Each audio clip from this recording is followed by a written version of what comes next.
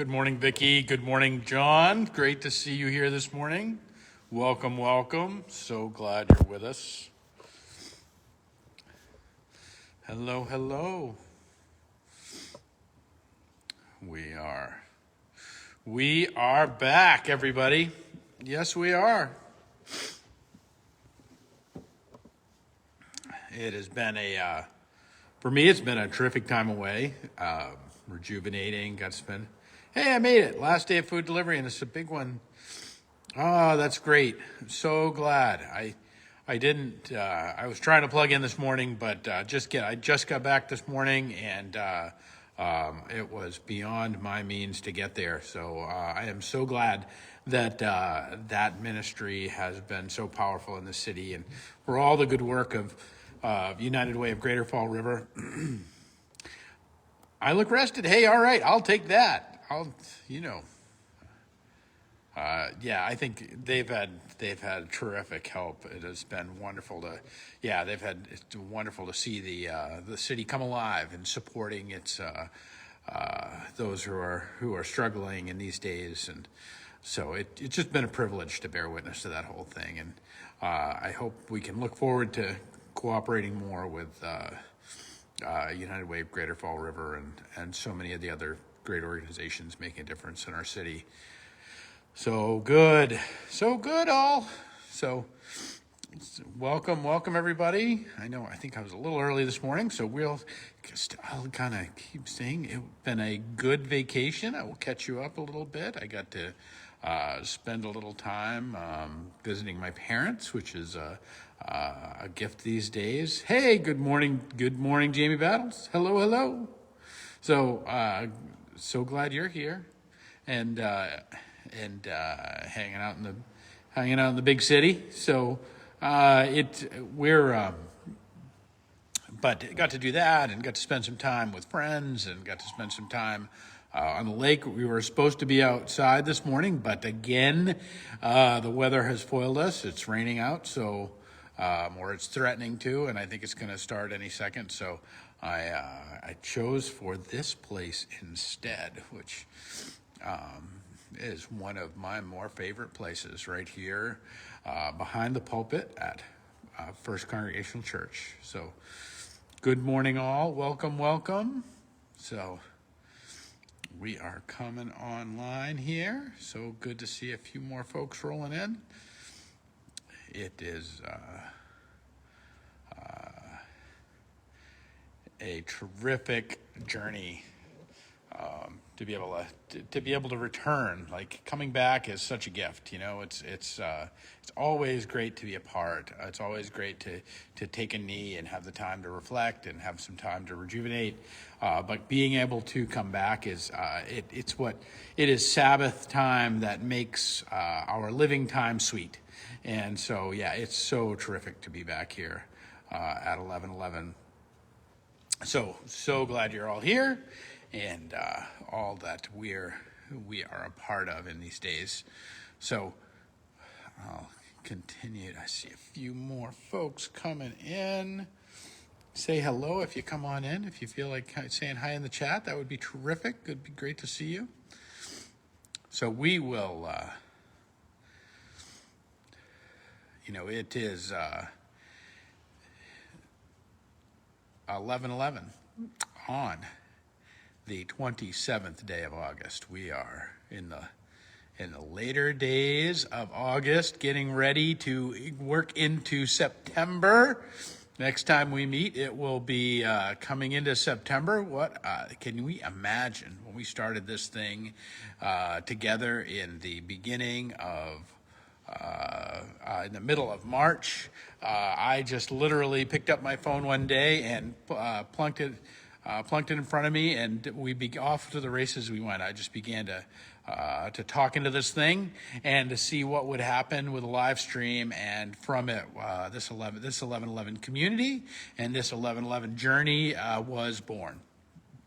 And I continue to be incredibly grateful for each one of you that have joined in and been a part of it and continue to be a part of it. And we are not done yet, so we are going to continue. Good morning, Linda. Welcome. So good to see you. We are going to continue our journey with these Tuesday, Wednesday, and Thursday at 11:11.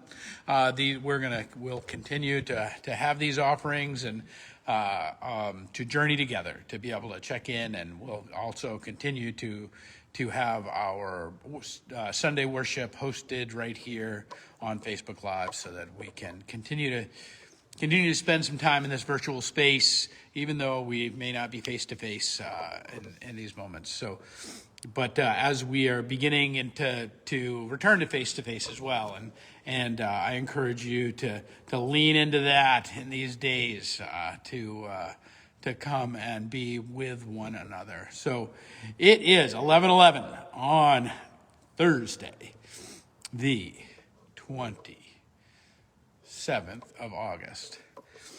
So it is, and as we speak right now, there is a Category 2 hurricane churning just north of Port Charles, Louisiana. That hurricane came ashore at this morning, and at a Category 4, almost Category 5 winds. The sustained winds of that hurricane were higher when it hit than the sustained winds of Hurricane Katrina. That 15 years ago today was just about to make landfall on the city of New Orleans. That separated by 15 years, these two storms are battling, are pointed right at the Gulf Coast and the destruction there. And we in hindsight know what Katrina brought, and the horror there. And so this morning, I just want to say that we hold up our prayers for the people of Port Charles and for the people of Cameron, Louisiana, and for all of that region that stretches from Houston and Galveston. And I wanted to do this from this place because the other place I was the other place I wanted to do it wasn't available to us. I wanted to do it from here because I wanted to show us something of beauty in this place, and also something that has of creation, not just the beauty of God's creation, because we've got a lot of that, and we particularly have a lot of that in these days. But I want to talk about the time of the beauty of human creation, the beauty of these windows that are right over my head, the beauty of this scroll work, the beauty of all of this, and the beauty that I bear witness to when I stand in this place. If you don't know, I am standing in the pulpit of First Congregational Church of Fall River right here, and the beauty of the woodwork and the the hammer beams and the organ at the far end, all of it. All of the beauty that has been crafted by human hands. And right now, as we speak, there is beauty of some sort or another. There is creation that somebody poured their life, sweat, and being into in the middle of Port Charles, Louisiana, that is being buffeted and likely destroyed by wind and waves and the devastation of the decade it took. There are parts of Louisiana that are still not together from Hurricane Katrina now 15 years later. And here they are contending with Laura. But I want to remind us, just before I left, we talked about the parable of Jesus coming to the disciples in the boat. And the last line of that story here, the disciples caught in a storm, caught in the middle of fearing for their life. And Jesus walks out of the wind and the waves and comes to them and after some little tete-a-tete with Peter, joins them in the boat. And the moment he joins them in the boat, they testify to this. And when he got into the boat, the wind ceased, and those in the boat worshipped him, saying, "Truly, you are the Son of God." They worshipped him and said, "Truly, you are the Son of God." friends, we look at these elements in our world that would blow things apart, that would destroy the things of our lives and the things around us. Whether it's this virus we contend with, whether it's this hurricane that we have going on, whether it's other human hands that would put their work towards destruction, whether it's even those, whatever it is, we think about these elements that are tearing apart, particularly the ones in creation, I think are quite malevolent. This notion of whether it's the virus or whether it's the storm that's buffeting the Gulf Coast a second. And I want to remind us, and that's what I think these windows do and the scroll work does, and all of this beauty, this created beauty that is not ours, that we made as human beings, but has become to us as a gift to be appreciated. You know, putting little pieces of inky glass together, is great.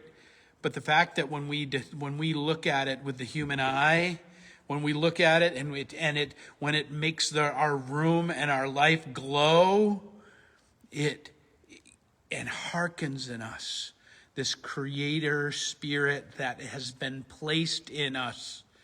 If we are people made in the image of God, we are a people for whom the creator's spirit is true and whole and good, and is built, designed by the creator himself to bring forth from us that creation which will overcome wind and waves, that cannot overcome the desire and the love to create.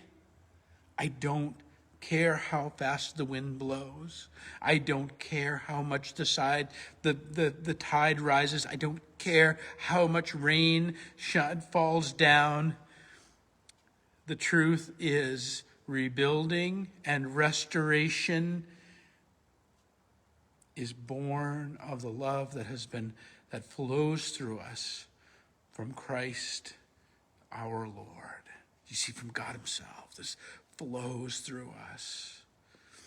The storm will move some things around. The storm will change our responsibilities. It'll push some things around.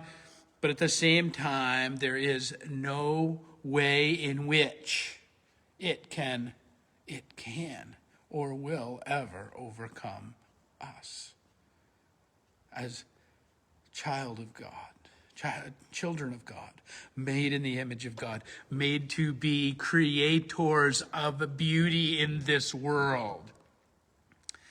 You see, that's what this spot that I'm standing in, which is, if you're a preacher, you understand something. Hey, Robin Carden. Hey, Kim Luce, you're both here. It's so great. So glad you're here. Hey, Fannie Faye Davis. That if you stand in this place where you're called to bring forth your creation, which for us in the preaching craft, it's the pulpit.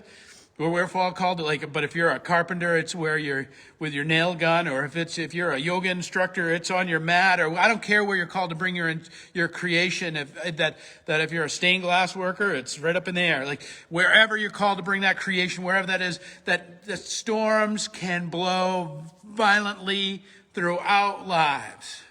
And yet we believe, and we can believe we'll never recover from them. But in bringing of our craft, they will be recovered. I sit here in this glorious place that is dedicated to worship of the resurrected Christ in all his forms. We and our little small group that gathers right here, founded for the relief and the sanctuary and the spiritual nourishment of us all. And that we come to persevere and to bring our gifts to creation. And then in doing that, we invite Jesus into the boat. We invite Jesus into the boat amidst the raging storms. So we will pray powerfully for those on the Gulf Coast who are being buffeted by wind and wave and who can see nothing else, just as the disciples in the boat could see nothing else. We too, in our moments, in our days, have this moment when all we can see is froth and wind. And yet, when we bring our creation to bear, there's no storm so great that it cannot be quieted. It cannot be overcome. There's no pile of rocks that can't be piled back on top of one another once again. God has laid his hands upon our hearts. His fingerprints are covered all over our creation in the ability to create and to build and to rebuild. This is what we are called to pray and what we are called to invite into in these days and in the days ahead. You, friend, are not only in the boat with Jesus, you are not only invited to quiet the storm with him, but you are called to be a co-creator with the one who made you, to bring into being life and grace and peace and be an agent for the resurrection, for the placing of your little pieces of glass in this world, your little shavings and carvings, your little contribution to the glory and the beauty of this creation. And in that, there is no wind so great.